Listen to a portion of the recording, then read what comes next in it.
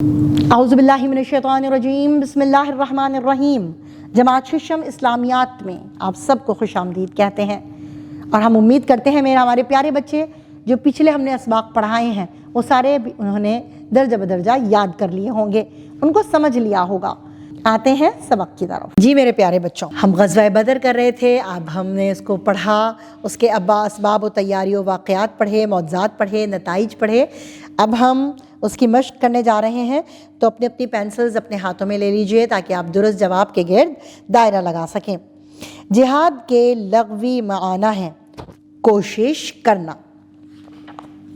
Number 2، غزوہ بدر ہوا رمضان میں۔ نمبر 3، غزوہ بدر میں مسلمانوں کے لشکر کی تعداد تھی 313۔ نمبر 4، غزوہ بدر میں دشمنان اسلام کی تعداد تھی 1000۔ غزوہ بدر میں کفار مکہ کے افراد مارے گئے۔ جی پیارے بچوں، کتنے افراد مارے گئے تھے؟ 70۔ اب ہم کرتے ہیں دیے ہوئے سوالات کے مختصر جواب لکھیں۔ سوال نمبر 1، جہاد کا معنی اور مفہوم بیان کیجیے۔ تو پیارے بچوں، اس کا جواب آپ کو ملے گا صفحہ نمبر 37 یعنی 37 پر پہلے پیراگراف میں۔ جہاد عربی زبان کا لفظ ہے، اس کے لغوی معنی ہے کوشش کرنا یا جدوجہد کرنا۔ اسلام میں جہاد کا مفہوم یہ ہے کہ اللہ تعالیٰ کی رضا کی خاطر دین اسلام کی سربلندی اور اس کی اشاعت و حفاظت کے لیے ہر قسم کی کوشش، قربانی اور ایثار کا مظاہرہ کرنا جہاد کہلاتا ہے۔ اس کے علاوہ اپنی تمام مالی، جسمانی اور دماغی قوتوں کو اللہ تعالیٰ کے راستے میں صرف کرنا اور اللہ تعالیٰ کے سوا کسی اور کا حکم نہ چلنے دینا بھی جہاد ہے۔ یہ یہاں تک پیارے بچوں اس کا جواب ہے۔ سوال نمبر 2، غزوہ اور سریہ میں فرق بیان کریں۔ تو اس کا جواب صفحہ نمبر 38 یعنی 38 پر ہے۔ پہلے پیراگراف کی 5ویں لائن ہے کہ غزوہ کے لفظی معنی جنگ کے ہیں۔ کفار کے ساتھ لڑی گئی ایسی جنگ جس میں نبی کریم خاتم النبیین صلی اللہ علیہ وعلیٰ آلہ وصحابہ وسلم بنفس نفیس شریک ہوئے، اسے غزوہ کہا جاتا ہے۔ اور سریہ سے مراد ایسی جنگ ہے جس میں آپ خاتم النبیین صلی اللہ علیہ وعلیٰ آلہ وصحابہ وسلم نے خود شرکت تو نہ فرمائی ہو بلکہ اپنے صحابہ کرام رضی اللہ تعالی عنہم کا لشکر تیار کر کے روانہ فرمایا ہو۔ سوال نمبر 3، غزوہ بدر میں کتنے مسلمان مجاہدین شریک تھے اور کفار کے لشکر کی تعداد کیا تھی؟ تو پیارے بچوں، ہم نے سبق کے دوران کئی مرتبہ اس کو دہرایا کہ غزوہ بدر میں مسلمان مجاہدین کی تعداد 313 تھی، جبکہ کفار کے لشکر کی تعداد 1000 تھی۔ یہی پیارے بچوں اس کا جواب ہے۔ اب سوال نمبر 4، حضرت سعد بن معاذ رضی اللہ تعالیٰ عنہ نے کن الفاظ کے ذریعے اپنی حمایت کا یقین دلایا؟ اس سوال کا جواب صفحہ نمبر 38 پر موجود ہے۔ تیسرا پیراگراف ہے جس میں انصار کے قبیلہ اوس کے سردار حضرت سعد بن معاذ رضی اللہ تعالیٰ عنہ نے انصار کی نمائندگی کرتے ہوئے فرمایا کہ حضرت محمد رسول اللہ صلی اللہ علیہ وعلیٰ آلہ وصحابہ وسلم جہاں تشریف لے جائیں ہم ساتھ ساتھ رہیں گے، اگر ہمیں سمندر میں کود جانے کا حکم فرمائیں گے تو ہم کود جائیں گے۔ یہ الفاظ ہیں جن کے ذریعے انہوں نے اپنی حمایت کا نبی پاک صلی اللہ علیہ وآلہ وسلم کو یقین دلایا تھا۔ سوال نمبر 5، غزوہ بدر میں دشمنان اسلام کے سپہ سالار ابو جہل کو کس نے قتل کیا؟ تو اس سوال کا جواب صفحہ نمبر 38 یعنی کہ 38 پہ آخری لائن میں آپ دیکھیں گے کہ 2 انصاری نوجوان تھے، حضرت معوذ اور حضرت معاذ رضی اللہ تعالیٰ عنہ، جو کہ ابو جہل کی طاق میں تھے، اور جیسے ہی انہیں موقع ملا انہوں نے اس کو قتل کر دیا۔ یہی بچوں اس کا جواب ہے۔ اب آتے ہیں جواب کے سوالات کے تفصیل سے جواب کی طرف۔ تو پہلا سوال ہے غزوہ بدر کے اسباب اور معجزات تحریر کرنا ہے۔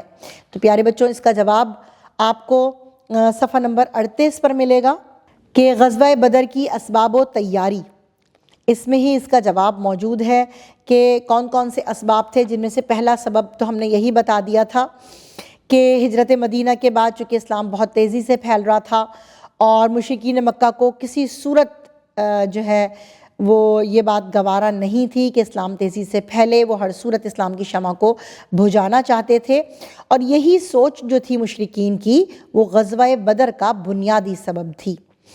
جبکہ دوسرا سبب جو تھی وہ یہ تھا کہ جو قریش مکہ کے سردار تھے ابو سفیان، اس کی سربراہی میں ایک تجارتی قافلہ جو مکہ مکرمہ واپس آ رہا تھا، تو ابو سفیان کو یہ خطرہ لاحق ہو گیا کہ کہیں مسلمان قافلے کو کوئی نقصان نہ پہنچا دے، تو اس نے فوراً قریش کو اس خدشے سے آگاہ کیا، اور یہ خبر سنتے ہی قریش مکہ کو موقع مل گیا، کیونکہ وہ ویسے ہی موقع کی تلاش میں تھے اور انہوں نے مسلمانوں پر حملے کی تیاریاں تیز کر دیں۔ اس کے علاوہ سبب یہ بھی ہے کہ آپ صلی اللہ علیہ وآلہ وسلم کو قریش مکہ کے ارادوں کا علم ہوا، تو نبی پاک صلی اللہ علیہ وآلہ وسلم نے صحابہ کرام سے مشورہ فرمایا اور مہاجرین و صحابہ کرام نے تقاریر کی اور اپنی جان ساری کا اظہار کیا۔ تو مسلمانوں کے لشکر میں جنگی ساز و سامان آپ کو پتہ ہی ہے کہ کم تھا، لیکن اس کے باوجود ان کا جوش و جذبہ بہت زیادہ تھا۔ تو یہ تھے اس کے کچھ اسباب۔ اب ہم اس کے معجزات کی طرف آئیں گے، تو صفحہ نمبر 39 یعنی کہ 39 کے اوپر معجزات کا ذکر ہے۔ تقریباً 7 سے 8 معجزات ہیں اس میں، کیونکہ اس میں اللہ تعالیٰ نے غزوہ بدر میں مسلمانوں کی مدد فرمائی تھی، تو اس میں قرآن کا حوالہ سورہ آل عمران کی آیت کے طور پر بھی موجود ہے، اور 313 کے اوپر 313 مسلمانوں کے اوپر 1000 کے لشکر کے اوپر مسلمانوں کا غالب آ جانا، یہ بھی اللہ تعالیٰ کی طرف سے اللہ تعالیٰ کی قدرت کا ایک معجزہ ہے۔ پھر ایک رات قبل زوروں کی بارش ہو جانا، یہ بھی معجزہ ہے۔ موافق زمین یعنی کہ مسلمانوں کو میسر آ گئی تھی اور قریش مکہ کے لشکر میں کیچڑ پھیل گیا تھا، تو یہ بھی معجزہ ہے۔ اس کے علاوہ ایک اور معجزہ ہے کہ اللہ تعالیٰ نے 1000 فرشتوں کے ذریعے مسلمانوں کی مدد کی تھی۔ حضرت جبرائیل علیہ السلام مسلمانوں کی مدد کے لیے آئے تھے، اور نبی پاک صلی اللہ علیہ وآلہ وسلم نے کچھ کنکریاں ہاتھ میں لے کر، مٹھی میں لے کر کفار کی طرف پھینکی تھیں، جو ان کی آنکھوں پر چھا گئی تھیں، اور انہیں کنکریاں آندھی کے جھکڑ محسوس ہوئے تھے۔ اس کے علاوہ ایک اور معجزہ بھی موجود ہے آخری لائن میں کہ کفاروں کے دلوں میں مسلمانوں کا رعب اور ہیبت ڈال دی تھی اللہ تعالیٰ نے، جس کی وجہ سے وہ شکست کھا گئے۔ یہ یہاں تک اس سوال کا جواب ہے۔ اس کے علاوہ سوال نمبر 2، غزوہ بدر میں پکڑے جانے والے قیدیوں کے لیے کیا حکمت عملی اپنائی گئی؟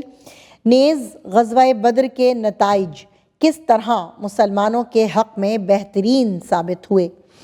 تو پیارے بچوں اس میں جو نتائج ہیں اس میں اس کا جواب ہے پیج نمبر 39 کے اوپر کہ قیدیوں کے لیے جو حکمت عملی اپنائی، وہ آپ نے دیکھا تھا قیدیوں کے ساتھ نبی پاک صلی اللہ علیہ وآلہ وسلم کا حسن سلوک، کیونکہ اس جنگ میں کفار مکہ کے 70 افراد مارے گئے تھے، جن میں 24 سرداروں کے علاوہ اور بھی کئی نامور کفار قتل ہوئے تھے، جبکہ مسلمان صرف 14 مسلمان جو تھے وہ شہید ہوئے تھے، اور بہت سارے جو کفار تھے وہ مسلمانوں کے ہاتھوں میں قید ہو گئے تھے۔ تو حضرت محمد صلی اللہ علیہ وآلہ وسلم نے تمام قیدیوں کے ساتھ حسن سلوک کا حکم دیا۔ تو صحابہ کرام کے رضوان اللہ علیہ مجمعین کے مشورے پر کچھ قیدیوں کو فدیہ لے کر چھوڑ دیا گیا، اور جو لوگ خود غربت کی وجہ سے فدیہ نہ دے سکتے تھے انہیں رہا کر دیا گیا۔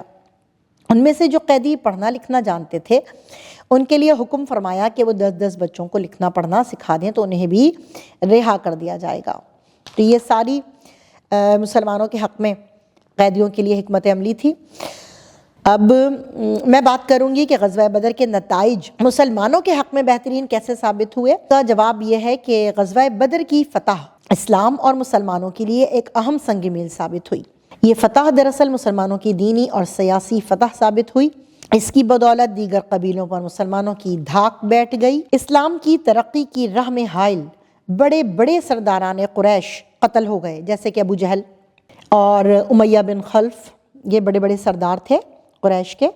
قریش کی اصل طاقت کا زور اور غرور ہمیشہ کے لیے ٹوٹ گیا، جبکہ مسلمان ایک سیاسی قوت بن کر ابھرے۔ یہ پیارے بچوں آپ اپنے پوائنٹس میں بھی لکھ سکتے ہیں، کیونکہ اس فتح کی بدولت مال غنیمت بھی بہت سارا مسلمانوں کے ہاتھ لگا اور قیدیوں کی رہائی کے بدلے فدیہ کی رقم بھی حاصل ہوئی، جس سے ان کو معاشی فوائد بھی حاصل ہوئے مسلمانوں کو۔ تو یہ غزوہ بدر کے نتائج ہر طرح سے مسلمانوں کے حق میں بہترین ثابت ہوئے۔ اب آتے ہیں سرگرمیاں برائے طلبہ کی طرف، جس میں آپ لوگوں نے جہاد کی فضیلت اور فرضیت پر 2 احادیث لکھنی ہیں۔ اس کے علاوہ غزوہ بدر کے بارے میں چارٹ بنانا ہے، جس پر تمام معلومات، فریقین کی تعداد، اہم افراد، سامان اور شہداء وغیرہ درج کریں، جو ہم آپ کو اپنے لیکچر کے دوران بھی بتاتے گئے ہیں۔ اونٹا گھوڑوں کی تعداد، افراد، شہداء کی تعداد، یہ ساری چیزیں ہم بار بار آپ کو ریپیٹ کرتے گئے ہیں، تاکہ ہمارے پیارے بچوں کو یہ سب یاد ہو جائے اور وہ اچھی طریقے سے اس کو یاد رکھ سکیں۔ اب رہنمائے اساتذہ کی باری آتی ہے کہ چند بدری صحابہ کرام سے مراد جو غزوہ بدر میں شریک ہوئے تھے رضی اللہ تعالیٰ عنہم کی فہرست بنوائی جائے۔ حضرت علی رضی اللہ تعالیٰ عنہ اور دیگر صحابہ کرام رضوان اللہ علیہم اجمعین کی شجاعت پر نوٹ لکھوایا جائے۔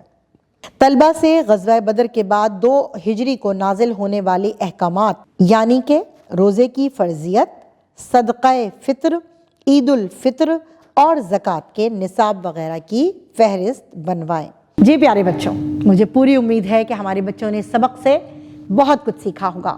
اسی کے ساتھ اس سبق کا اختتام کرتے ہیں اور ملتے ہیں نئے سبق کے ساتھ۔ اللہ حافظ۔